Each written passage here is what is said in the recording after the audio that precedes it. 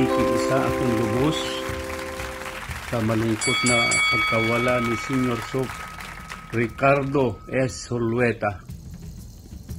Noong panahon na magkasama kami, hindi lamang siya isang kasamahan, kundi isang mahalagang kaibigan at kakapatid.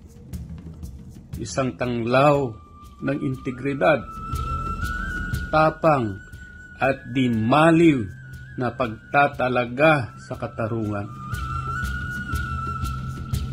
Ang kanyang pagkawala ay nag-iwan ng puwang na hindi mapupunan.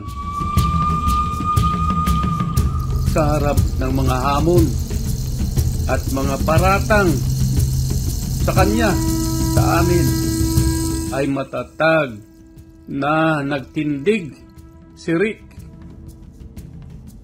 Naglalarawan ng pinakamataas na pamantayan ng pananagutan.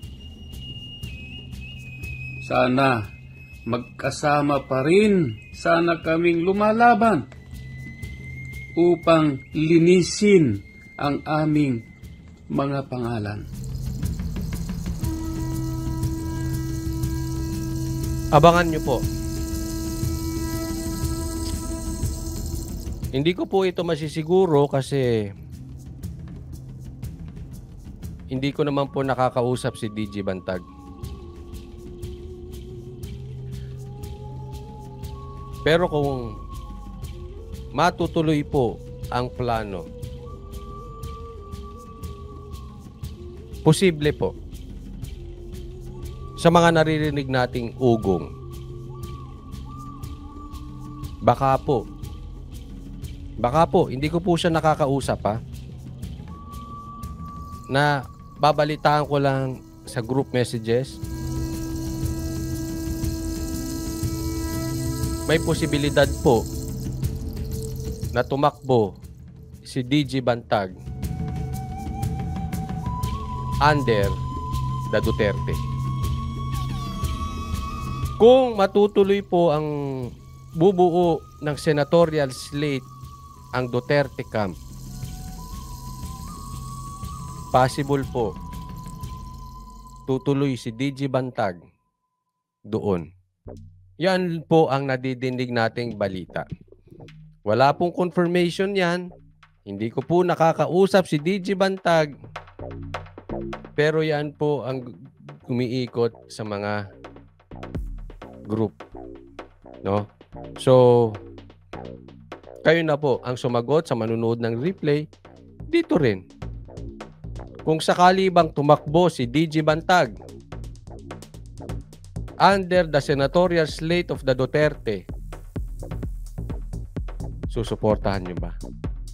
At kung sakaling nakikinig si DJ Bantag, kasi sabi niya po nakikinig daw siya sa vlog ko, sa vlog ng Banateros.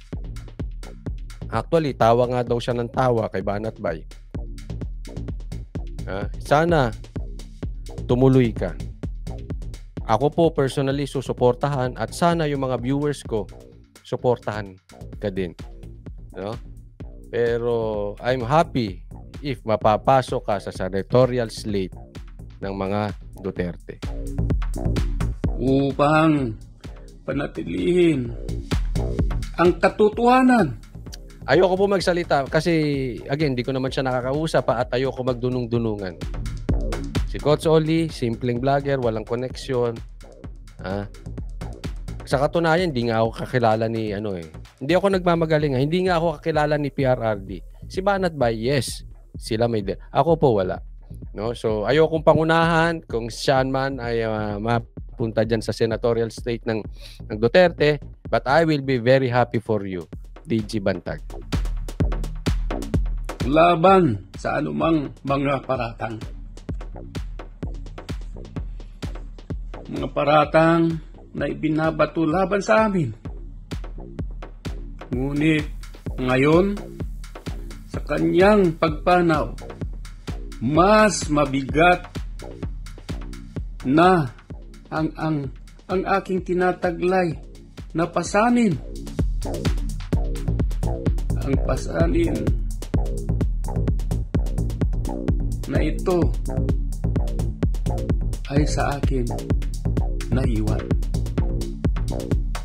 Gayunpaman, sa kanyang alaala, mas determinado ako ngayon na magpatuloy sa paghahanap ng hustisya upang parangalan ang kanyang pamana at tiyakin na ang aming mga pangalan ay mapawalang sala.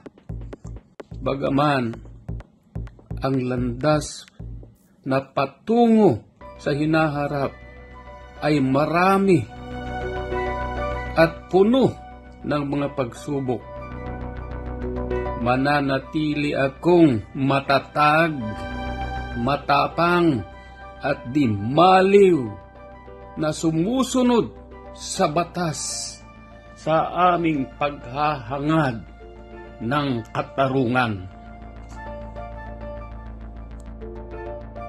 Yan. Hindi, pag nagtatanong, live ba yan? Hindi po. Yan po yung mga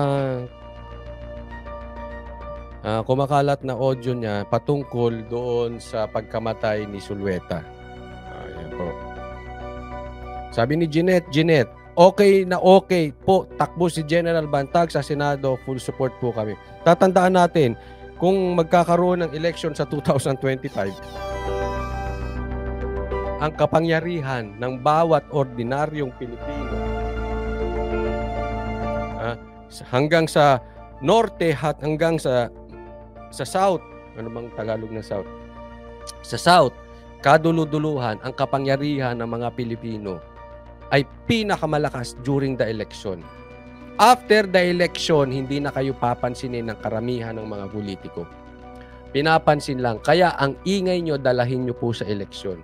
Ipaglaban natin yung mga tunay na inapi at pinaglalaban ang tunay na nangyayari sa ating bansa. At yan po ang isa dyan ay si General Bantag. Paanong paraan po niyan makakatakbo ng senador si Bantag, Coach Oli? Hindi ko po alam. Sa pasensya na po, in reality, hindi ko po alam. Gaya na sabi ko, hindi ko po nakakausap si DJ Bantag.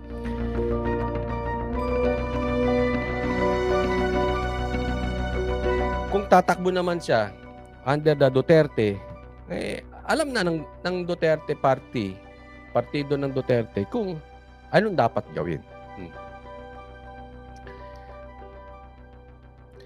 Dong si Channel TV, Sir Oli, tatakbo ka po ba sa senatorial? Hindi po, wala akong pera. Una, wala akong pera at hindi naman ako sikat. So wala tayong kakayanan para tumakbo bilang senador. Wala po.